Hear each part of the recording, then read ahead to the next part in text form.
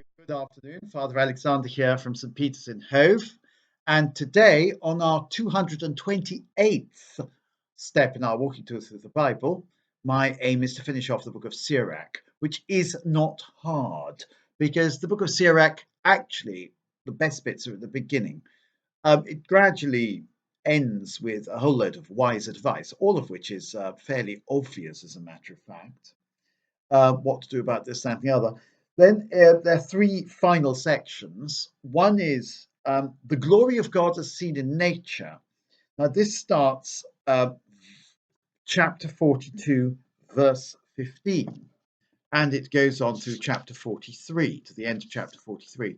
It's essentially a palimpsest of all the Psalms that glorify nature. What the author of the book of Sirach is doing is writing his own psalm, and in it he's glorifying the God who is seen in nature. He's doing something called natural theology. He's saying, for example, the heavens are so glorious, therefore the creator of the heavens must be even more glorious. So it calls to mind all those psalms we looked at, if you remember, such as the heavens proclaim the glory of God, the firmament shows forth the work of his hands. Ben Sirach clearly knew the Psalms extremely well. He spent a lot of his time reciting the Psalms, and lo and behold, out of him, having absorbed all those Psalms, out of him comes his own version of the Psalms. It's a sort of, I wouldn't say pastiche, but it's written in the style of the Psalms, but it's not as good as the Psalms. It's, for example, here we have verse 6 of chapter 43, and then the moon ever punctual, to mark the times an everlasting sign. It is the moon that signals the feasts, a luminary that wanes after being full. The month derives its name from hers. She waxes wonderfully in her phases, banner of the hosts on high, shining in the vault of heaven. Well, actually, that is banal, isn't it? It's true, God invented the moon and he put it there, and naturally he makes the point, which is actually made in the book of Genesis, that God created the heavenly bodies in order to measure time so that we could therefore know when we were to hold feasts. The moon is ever punctual, he says. I'd never thought of that before.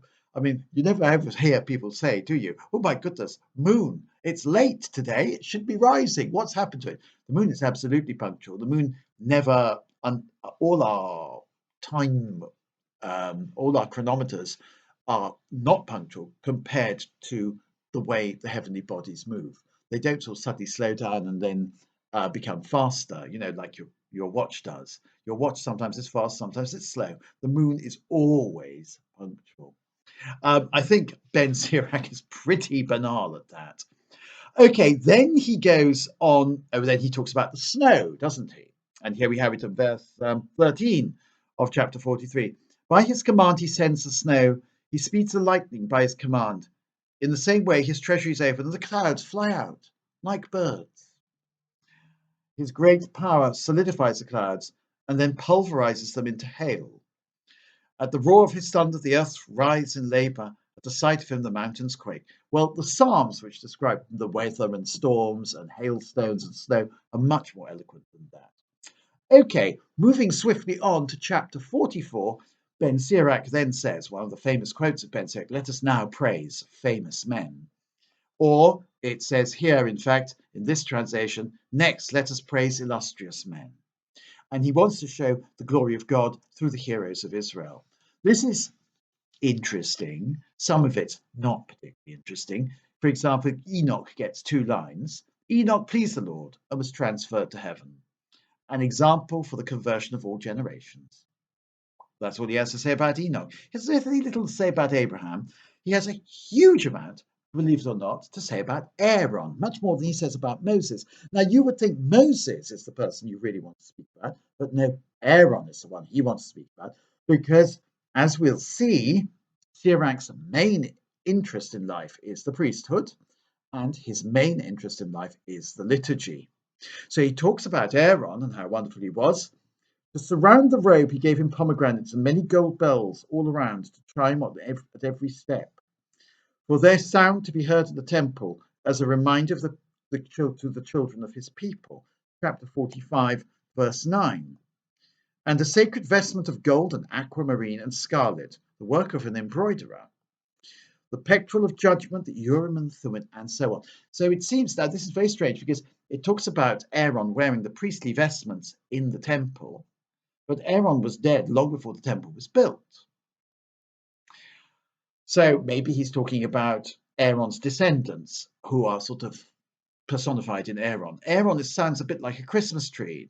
I'm sounding a bit irreverent. When he walks along, all these bells he's got attached to him sort of go jingle, jingle, so people can tell he's walking around. He talks about his embroidery. He talks about the colours of his vestments and so on. This is a man for whom the details of liturgy are very important. Well, I suppose we shouldn't mock, because for us too, us Catholics, the details of the liturgy are very important, are they not? When we perform the liturgy, we want to get everything right. When we perform the liturgy, we do it after preparation. We make sure everything is just right before we start. We don't sort of do it in a hurry. We don't turn up at the altar out of breath. We're always in the sacristy quarter of an hour before, well prepared to start. Our sermons have been planned in advance. Our readings, we've looked at them before, so we don't stumble over any hard words, and so on. We make sure we've got the correct vestments. We make sure we've got the bread, the wine, and so on. And so being careful of the liturgy is important. Now, he then talks about all these other people. Essentially, his view is the same of everybody. It's the same view of the Deuteronomical history work, because he says, 49:4, apart from David, Hezekiah, and Josiah, they all heaped up wrong on wrong. In other words, all the kings of Israel were terrible, apart from David, Hezekiah, and Josiah. Also, Solomon, he says, was extremely intelligent, but of course, because he fell in with a lot of bad foreign women, he ruined everything. So he can't have been that intelligent. Bit of a contradiction there, eh? Because it says here, this is 47:20 roughly. You here we are. You amassed gold like so much tin, and made silver as common as lead. You abandoned your body to women. You became the slave of your appetites. You stained your honor. You profaned your stock. They're bringing retribution on your children and affliction for your folly. So the folly of Solomon is mentioned, but also his mighty intelligence. A few lines before, we were told how wise you were despite your youth, like a river brimming over with intelligence. Well, you can't have it both ways. Was Solomon really intelligent, or was he a fool? Maybe he was both. He was a highly intelligent man who was led astray by his passions. But still, you'd have thought that being highly intelligent and being pleasing to God, he would have been able to overcome his passions. But no, a warning to us all. Finally, chapter 50 is a eulogy of Simon the high priest. And this Simon the high priest is presumably Ben Sirach's contemporary. And Ben Sirach actually gives us, in this poetic eulogy of Simon the high priest, a glimpse of the temple liturgy, of which we don't really have much of an idea from reading the Bible. So he says the most wonderful things about Simon, how splendid he was, with the people thronging around him when he emerged from the curtained shrine, like the morning star among the clouds, like the moon at the full, like the sun shining on the temple of the Most High, like a rainbow, etc., gleaming against brilliant clouds, like a rose in springtime, like a lily by a spring, like a branch of the incense tree in summer, like fire and incense in the censer, like a massive gold vessel, and so on. So he is the most wonderful priest. And he talks about the people falling on their faces to receive his blessing, and so on. He would reach out his hand to the cup and pour a libation of wine, pouring it at the foot of the altar, a fragrance pleasing to the Most High, King of all. Then the sons of Aaron would shout and blow their metal trumpets, making the mighty sound ring out as a reminder before the Most High. And immediately the people, all together, would fall on their faces to the ground in adoration of their Lord. Then he would come down and raise his hands over the whole assembly of the Israelites to give them the Lord's blessing from his lips, being privileged to pronounce his name. And once again, the people would bow low to receive the blessing of the Most High. So you've got the curtain of the sanctuary. He comes through the curtain. We know that from the description of John the Baptist's father in St. Luke's Gospel. And he pours out this sacrifice of wine, they all fall on their faces, the trumpets are blown, and so on and so forth. What those trumpets are being blown for, I'm not quite sure. Maybe it's like church bells being rung. It does give us something of an insight of what was going on in the second temple.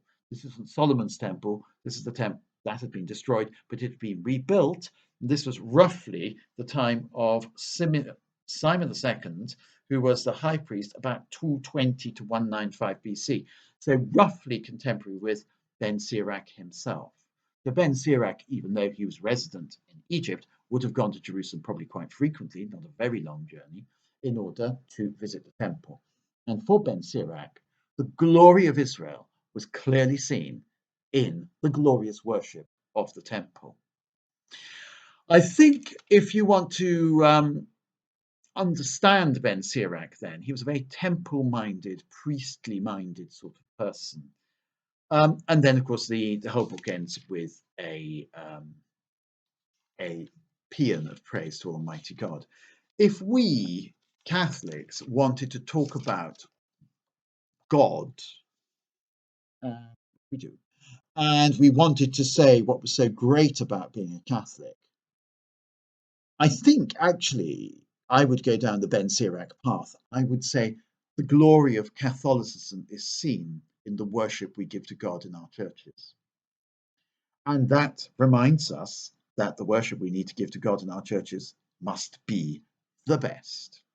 So for Ben Sirach, the heroes of Israel are Aaron the high priest and Simon the high priest. And the place where Israel is most Israel is the temple of God. All the best. Next time, the prophets. Arrivederci.